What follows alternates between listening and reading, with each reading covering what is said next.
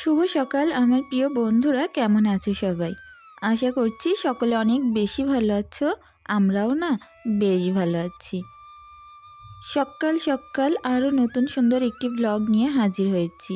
আমি রূপা, ব্লগার রূপা চ্যানেলে সকলকে স্বাগত জানিয়ে আজকের ব্লগটা শুরু করছি ভারতের ছোট্ট একটি গ্রাম থেকে। তো দেখো, এদিকে সুন্দর করে জামা কাপড়গুলো গরম পানিতে দিচ্ছিলাম, আর হাতে না বেশ জোরে ছ্যাঁকাও লাগছিল। তবে কি বলতো, শীতের সকাল, তাতে আবার কুয়াশাপূর্ণ দিন, তো তার মাঝে একটু যদি গরমের আভাস পাওয়া যায় বেশ ভালো লাগে। তো দেখবে শীতকালে কিন্তু বেশিরভাগ টাইম আমাদের মেয়েদের কাজ করতে করতে হাত পা পুরো অবশ হয়ে যায় ঠান্ডায়। তো এই সময় যদি এরকম গরম পানি হাতে পড়ে বেশ ভালো লাগে। তো প্রত্যেক দিনই যে এত কাচা ধোয়া করি, আর এই শীতকাল ভোর আমাকে এইভাবেই কাচা ধোয়া করে যেতে হবে, কারণ বাচ্চারা এত পরিমাণে সোয়েটার জামা কাপড় পরছে, খুলে রাখছে, আর সেই পরিমাণে হাজব্যান্ড, সব কিছু মিলিয়ে না বেশ এখন চাপের মধ্যে আছি। তো আজ আমি তোমাদের সঙ্গে শেয়ার করব আমি কিভাবে উনুন পাতলাম। অবশ্যই তোমরা পাশে থেকো, আশা করছি তোমাদের বেশ ভালো লাগবে। আমার এক বোন, তার নামটা আমার মনে নেই, যে বলেছিলে আমি যেন উনুন পাতাটা ডিটেলসে দেখাই, তো চেষ্টা করব আজ ডিটেলসে দেখানোর। আসলে কি বলো তো, একটা উনুন পাততে গেলে একদিনে কখনোই হয় না, মিনিমাম 1 সপ্তাহ 10 দিন লাগে। যে কোনো কাজ দেখবে ধৈর্য সহকারে যদি একটু করা হয় সেই কাজগুলো খুব সুন্দর হয়। তো উনুন পাততে গেলে না হুড়মুড় করে যদি 2-1 দিনে পেতে নিই, যেমন তেমন শুকোলো রান্নাও করে নেওয়া যায়, তবে জিনিসটা নষ্ট হয়ে যায়, কাঁচা উনুন ধরালে না ফেটে যায়। তো সেই কারণে আমি ভেবেছি পুরোপুরি ধৈর্য সহকারে টুকটুক করে উনুনটা করব, আর ঠিক মনের মতনই করে তুলব, কারণ যে কোনো কাজ আমি চেষ্টা করি নিখুঁত করার জন্য। আর এখন বেলাটা দেখো কতটা সুন্দর লাগছে। ওই যে 2টো খেজুর গাছ, ওগুলোতে কিন্তু এখনো ভার পাতা হয়নি, রস হওয়ার একটু দেরি আছে, আরও 2-1 বার কাটবে, নলি বাঁধাবে, তারপরেই রস হবে। তো তারপরে চলে আসলাম আমার পুকুর পাড়ে, আর এখন বেশ ছাই দিয়ে অনেকগুলো বাসন আমি মেজে নেব। প্রত্যেক দিন বিকেল আর সন্ধ্যের বাসন আমি একসঙ্গে ঘরে বসেই মেজে নিই, কারণ সন্ধ্যের টাইমে না পুকুরে আসা সম্ভব হয় না, অনেকখানি অন্ধকার, আর আমাদের পুকুরের ওই মাথাটায় কবর খোলা আছে। তো সেই কারণে সন্ধ্যাবেলা আমি আসি না, দিনের বেলা যত সম্ভব কাজগুলো করি, আর সন্ধ্যার টাইমে এদিকে একটু কমই আসা হয়। যদিও বা মাটির দেহ কিন্তু মাটিতেই যাবে, এটা নিয়ে আমি কখনোই চিন্তা করি না।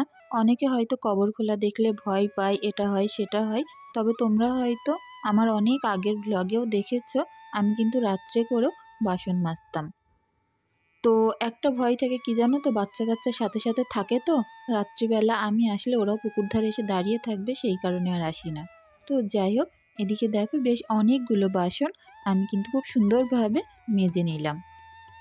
আর এই কালো কড়াটা, এটাই রান্না করতে আমার বেশ ভালো লাগে, কারণ এতে না তেল খুবই কম পরিমাণে লাগে। তো সেই কারণে অল্প রান্না হলে আমি ওই কালো কড়াটার ভিতরেই রান্না করি। ওটা হচ্ছে লোহার কড়া, ওটা প্রথম থেকেই কিন্তু ওরকম কালোই ছিল। তো বন্ধুরা দেখো, এখন কিন্তু এই সুন্দর স্বচ্ছ পরিষ্কার পানিতে আমার বাসনগুলো মেজে ধুয়ে নিচ্ছি, বেশ ভালো লাগছে। আর আমার তো পুকুরে কাজ করতে খুব ভালো লাগে। তো আমার অনেক বন্ধুরা আমাকে বলেছ তোমার মতো এরকম পুকুর হলে কাজ করতাম, তোমার পুকুরে কাজ করা দেখে নিজের মনকে শান্ত রাখি, আর এরকমভাবে মনটা জুড়িয়ে যায়। তো সেই সকল বন্ধুদের আমার বাড়িতে আমন্ত্রণ রইল, অবশ্যই আমার বাড়ি থেকে ঘুরে যেও। তো যাই হোক, এদিকে দেখো এখন সেই ভেজানো জামা কাপড়গুলো বেশ ঘন্টাখানিক বাদে কিন্তু আনলাম, যাতে করে এতে কোনো রকম আঁচড় না দেওয়া লাগে, একটু একটু থাবা দিলে খুব সুন্দর ময়লা উঠে যায়। গরমকালে একরকম, তবে শীতকালে কি বলো তো, পুকুরের পানি প্রচুর ঠান্ডা থাকে যেহেতু, সেই কারণে সকালের টাইমে এই ঠান্ডা পানি দিয়ে জামা কাপড় পরিষ্কার করলে আমার মনে হয় বেশি নোংরা উঠতে চায় না। তো শীতকালের টাইমে বেশিরভাগ টাইমে একটু উষ্ণ গরম পানি করেই জামা কাপড়গুলো কেচে নেওয়া ভালো, এতে করে ময়লাগুলো খুব সুন্দর উঠে যায়। আসলে যদি একটু তেল চিটে থাকে, তেল কালি টাইপের থাকে, তখন কিন্তু ঠান্ডা পানি পড়লে ময়লাগুলো উঠতেই চায় না, তো সেই কারণে আর কি। তো দেখো সুন্দর করে একটু একটু আঁচড় দিচ্ছিলাম, একটু একটু থাবা দিচ্ছিলাম, এইভাবেই কাজ করছি। আর ফুরফুর করে হাওয়াও দিচ্ছে, বেশ ঠান্ডা লাগছে। তো আমি না একটা জিনিস কি বলো তো, সোয়েটার পরে কোনো কাজই করতে পারি না। আমার যেন খুব একটা অস্বস্তি বোধ হয়। খুব যখন একেবারে শরীর খারাপ থাকে কি প্রচুর ঠান্ডা লাগে তখনই সোয়েটার পরি।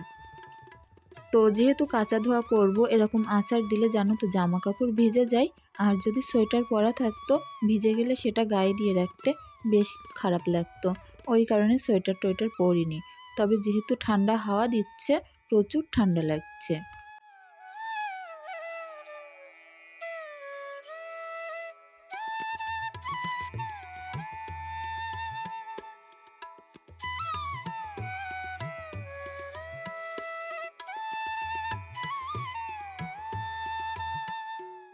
তো এই শীতে প্রত্যেক দিন এত এত জামা কাপড় কাচি, আর একদিন করে আমার হাজব্যান্ড যে কোনো প্যান্ট পরে, মনে হয় যেন কত জনম সেটা আমি কাচি না।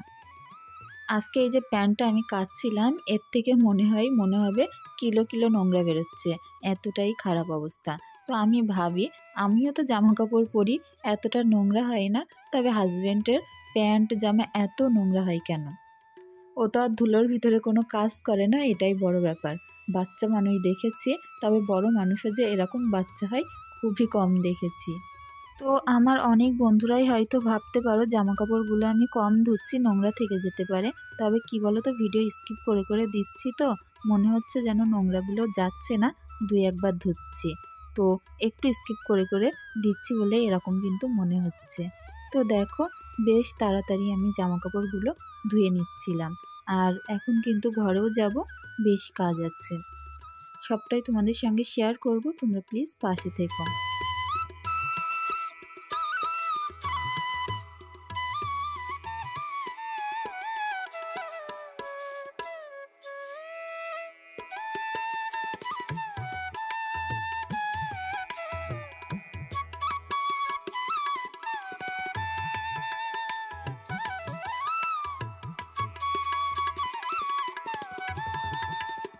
তো এখন দেখো বিলের পাড়ে চলে আসলাম জামা কাপড় মেলতে। তো রোদ্দুরটা কিন্তু সবে আসা শুরু হয়েছে, খুব বেশি জোর নেই। আর এই কটা দিন ধরে মনে হচ্ছে মেঘলা মেঘলা, তবে বৃষ্টিও হচ্ছে না। আর আমি যাই কাজ করি না কেন, আমার সঙ্গে সবসময় ঈশা পেছন পেছন ঘুরঘুর করে। আর আজকে না সিমরানের শেষ পরীক্ষা, তো সেই কারণে একটু চাপটা মুক্ত হব পরীক্ষাটা হয়ে গেলে। তো বিলের পাড়ে কাজ করা বাচ্চা নিয়ে খুবই একটা অসম্ভব ব্যাপার, কারণ চারিদিকে পানি, আর ও পানি দেখলে কখনোই স্থির থাকে না।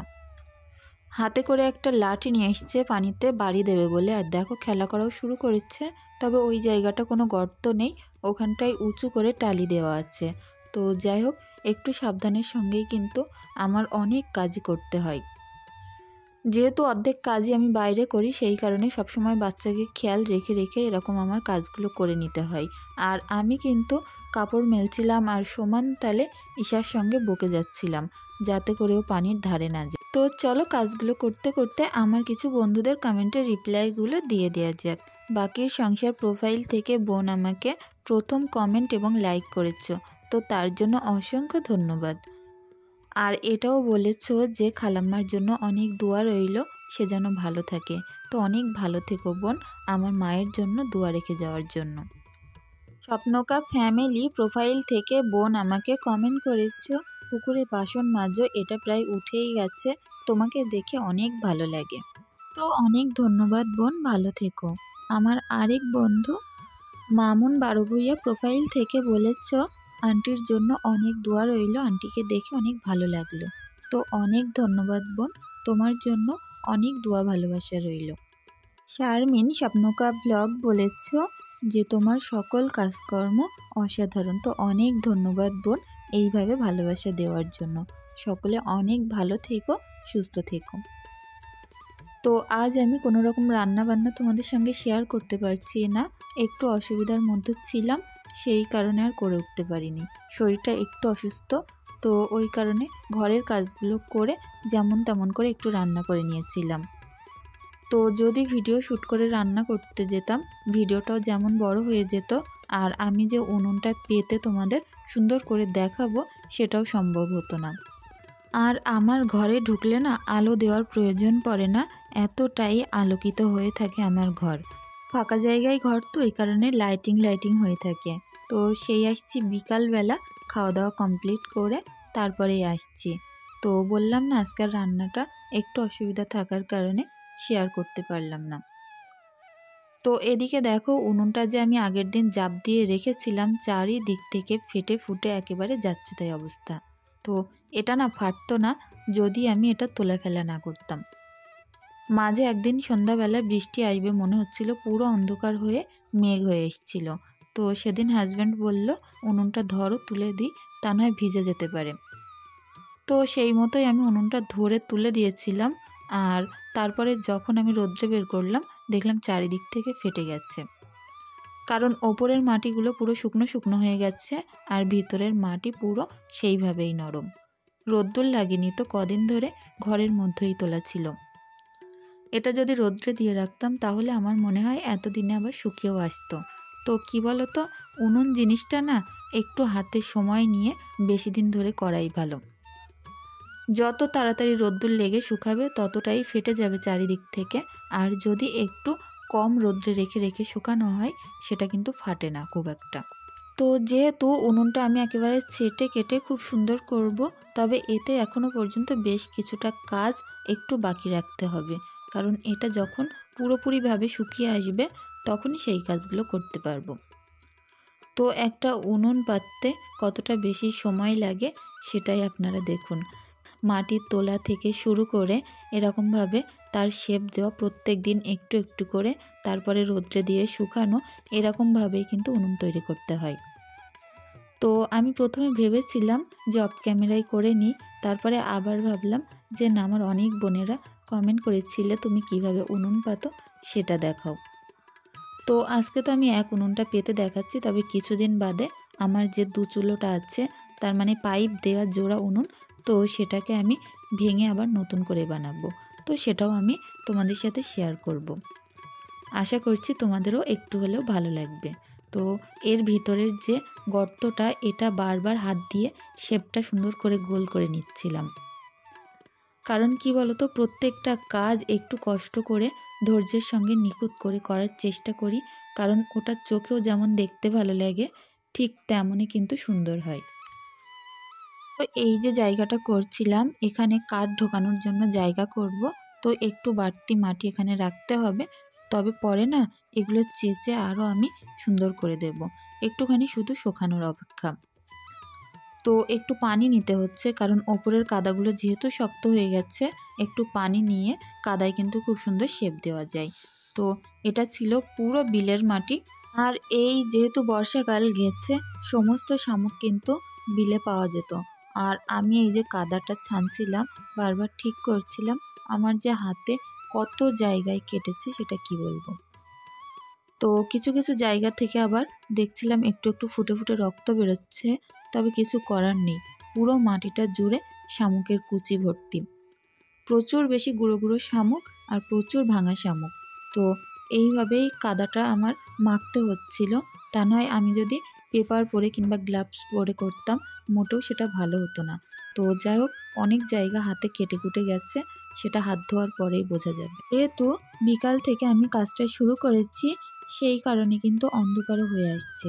আর এতটাই না মশার বেগ ছিল, কি বলবো, আমার সমস্ত পায়ে পুরো মশা ফুলিয়ে দিচ্ছিল। তো আস্তে আস্তে করে অন্ধকারও হয়ে যাচ্ছিল, আর আমি যখন কাজটা মোটামুটি কমপ্লিট করেছিলাম তখন পুরো অন্ধকার হয়ে গেছিল। তো শীতকালের বেলার সঙ্গে আমি যেন আর পেরে উঠছি না, অনেক বেশি কষ্টকর হয়ে পড়ছে আমার কাছে। তো সব কিছুর মাঝেও নিজের কাজগুলোকে চেষ্টা করছি সবটাই দিনের শেষে শেষ করে উঠতে।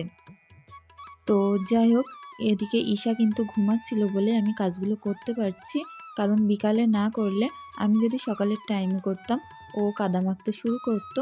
আর যেহেতু কাদার মধ্যে প্রচুর শামুক আছে, ওই কারণে আমি চাচ্ছিলাম না যে ও জেগে থাকতে আমি কাজে হাত দেব। তো সেই কারণে বিকালে হাত দিতে হলো, আর পুরো অন্ধকার হয়ে গেল। যাই হোক, অন্ধকার হলেও কাজটা যে আমি শেষ করতে পেরেছি এটাই অনেক। তো প্রথমে আমি ভেবেছিলাম উনুনের শেপটা একরকম দেব, তারপরে আবার করতে করতে ভাবলাম না, অন্যরকম করি। তো যেভাবে দেখতে ভালো লাগবে ঠিক সেভাবেই করব।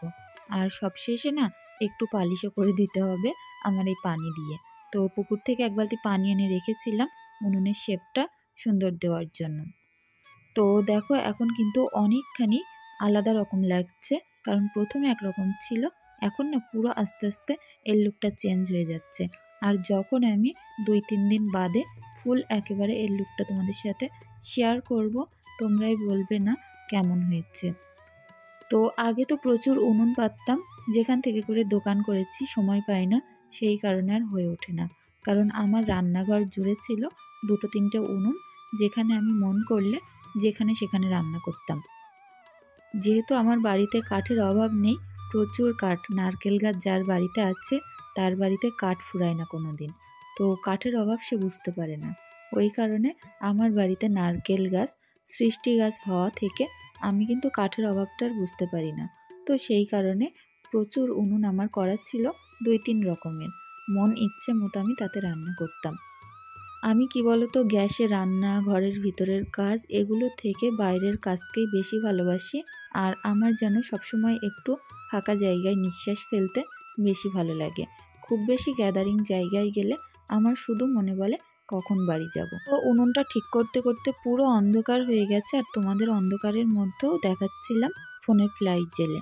কালকে দেখাবো কেমন হয়েছে পুরোপুরি। তো চলো বন্ধুরা, এই যে নাইটিটা আমি কেটে নিলাম, এটা হচ্ছে আমার পুরনো বাদ দেওয়া একটা ছেঁড়া নাইটি। তো এটা থেকে আমার ঘরটাকে সুন্দর করে ডেকোরেশন করে নেব।